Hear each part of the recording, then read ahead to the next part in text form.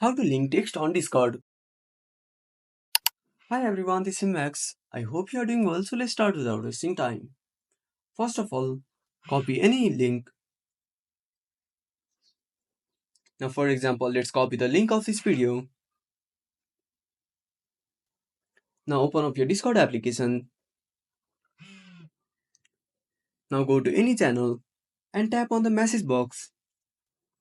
Now, add square brackets. Also, add small brackets. Between the square brackets, add your text title.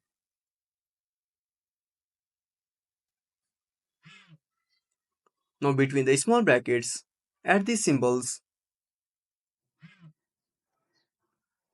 Between these symbols, paste your link and tap on send.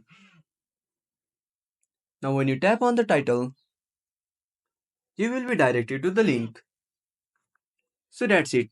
If you found this video helpful, smash that like button and subscribe our channel for more awesome content. Have a burning question or want to suggest a topic? Drop down a comment below. This is Max signing off until next time.